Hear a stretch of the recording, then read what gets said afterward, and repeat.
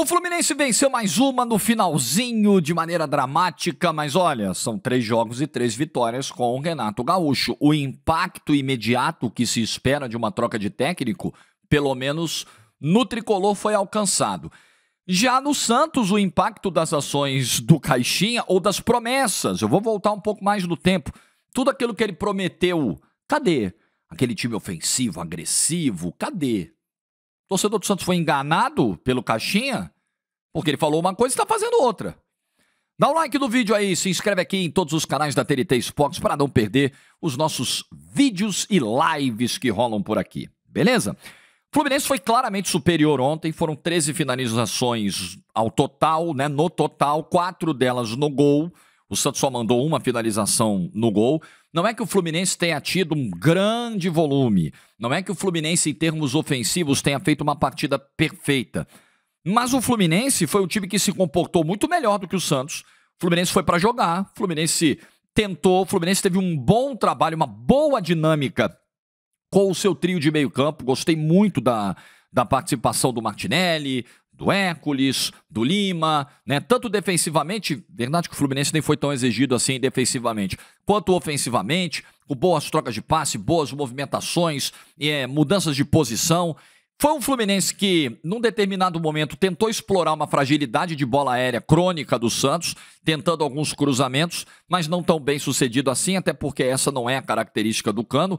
E foi um Fluminense que também aproveitou a fragilidade dos laterais do Santos. A partir do momento em que o Renato, principalmente no segundo tempo, liberou esses laterais, o Fluminense ganhou muita força no jogo pelos lados e foi, inclusive, pelos lados que o Fluminense acabou chegando ao gol da vitória. Por um dos lados, né? O Keno começa a jogada, ele tenta cruzar, a bola bate no Bernal, sobra para o Arias, ajeita para o Samuel Xavier e o chute tem um desvio no calcanhar do Escobar. 51 do segundo tempo, aquela catarse no Maracanã, e o Fluminense vence. Então é óbvio que a mecânica ofensiva ainda vai ser ajustada com o Renato Gaúcho. O Fluminense ainda não é um time que encanta e que mastiga o adversário o tempo todo. Tem muito trabalho ainda a ser feito. Mas você começar um trabalho com 3 vitórias, você traz paz, respiro, tranquilidade, ainda mais para um treinador que tem tanta identificação com o clube, então fica muito mais fácil, né, com o torcedor do Fluminense, essa aceitação inicial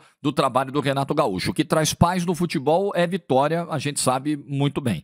E outra coisa que, pelo visto, funcionou bem, e que talvez tenha sido uma estratégia do Renato, talvez tenha sido algo pensado durante a semana, foi a estratégia de desestabilização do Neymar. Primeiro, uma marcação eficiente do Neymar, aproveitando a pouca mobilidade que o Neymar tem hoje, cola um jogador, chega mais um, ele não tem aquele espaço para jogar, então vem a dobra de marcação, ele perde a bola, ele obviamente vai se irritar com isso.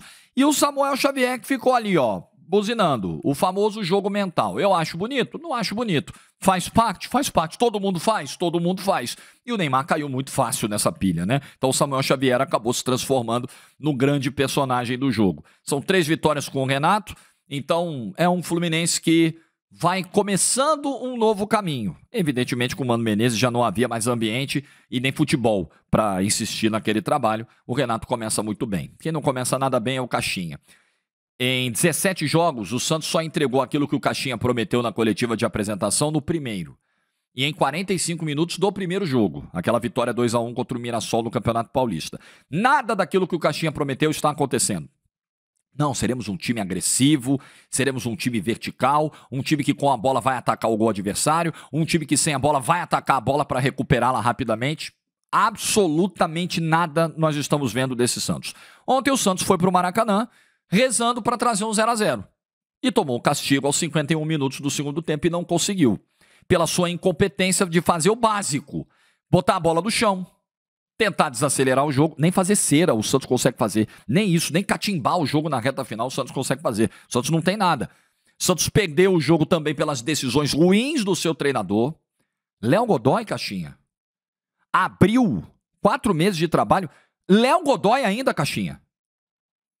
Gabriel Bom-Tempo fora do time, o jogador que dá a melhor dinâmica de meio campo possível nesse elenco do Santos hoje. Bom-Tempo barrado. E aí ele entra no segundo tempo, claro, o meio campo do Santos melhora. Guilherme, um jogador que é muito importante, foi muito importante em 2024, foi muito importante no Campeonato Paulista. Hoje, em termos ofensivos, nada justifica a titularidade do Guilherme, a não ser o fato dele voltar para recompor. Mas aí beleza, então escala ele como um zagueiro, como volante, como um lateral mais preso, não como um jogador de ataque. Então o Caixinha, e essa é outra marca do trabalho do Caixinha, além de não cumprir o que ele prometeu, ele se agarra com jogadores que não estão entregando. Quer dizer que o Pituca entra, faz um gol contra o Bahia, jogador que vem numa má fase de 8, 10 meses, ele já tem que virar titular no Maracanã contra o Fluminense. Não dá para entender. Me parece que é um trabalho que não tem mais de onde tirar, me parece que é um trabalho encerrado e que só não terminou ainda porque quarta-feira já tem jogo, o tempo é muito curto, hoje é aniversário de 114 anos do Santos, e aí, não, precisamos ter aqui um dia de boas notícias, um dia de celebração. Ué, aí você vai deixar de enfrentar uma crise institucional porque é aniversário do clube para o clube, deixa de encontrar soluções, paralisa tudo, porque é aniversário do clube, a gente tem que bater parabéns só pra velhinha. Isso não existe. Alguma decisão precisa ser tomada. Se o trabalho do Caixinha continuou ou não, eu acho que esse trabalho não mostrou nada para seguir. Muito decepcionante. Me decepcionou também o fato do Neymar cair tão rápido na pilha do Samuel Xavier, por mais que ele tenha entrado e tenha criado uma chance, né? É óbvio que o Neymar, mesmo nessas condições, ele ainda pode ser um jogador perigoso, mas ele está longe, longe, longe do ideal, do ritmo, muito longe.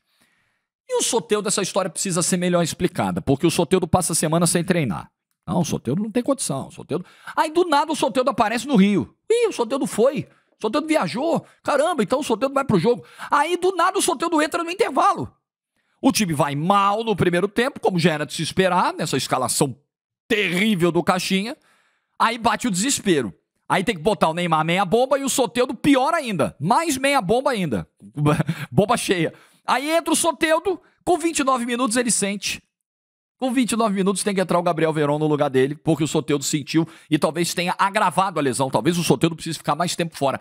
Eu queria saber, aí dentro do Santos, se o departamento médico do Santos tem voz ativa para vetar a escalação de um jogador em fase final de recuperação. Quem é que se escala aí? É o jogador? Quem escalou o Neymar naquela sequência do Campeonato Paulista? Foi para Novo Horizonte? Foi para Limeira? Foi o departamento médico que liberou, que traçou esse planejamento com a comissão técnica, ou o Neymar chegou e falou, eu vou jogar? Isso precisa ficar claro. Alguém precisa não só explicar esse processo interno, como se justificar, como assumir a responsabilidade pelo que aconteceu com o Soteldo ontem. Ó, eu liberei, eu dei o aval, a responsabilidade é minha. Ninguém vai chamar essa bronca? Presidente Marcelo Teixeira, é casa da mãe Joana esse departamento de futebol? Quem é que manda nisso aí? Isso não existe. Isso que aconteceu ontem com o Soteldo, com todo o respeito do mundo, isso é coisa da várzea, isso não é coisa de Série A, isso não é coisa de nível profissional, isso não é coisa de time de elite do futebol brasileiro, meu Deus do céu. Isso não tem cabimento. E assim o Santos vai para uma semana muito difícil. Atlético Mineiro em casa e o clássico contra o São Paulo. Mesmo esse São Paulo problemático, que não sabe o que fazer com a bola, lento, cria muito pouco, abre o placar e não sustenta. Mesmo assim, é um time tecnicamente bem superior ao Santos e que faz um ano melhor que o do Santos. Nada extraordinário. É que o ano do Santos é péssimo. O trabalho do Pedro Caixinha, eu não consigo nem dizer que ele é mediano, que ele é regular. Ele é ruim e beira o péssimo. O que você pensa? Deixa a tua opinião nos comentários. Like no vídeo se você ficou até o final. Juízo e tchau.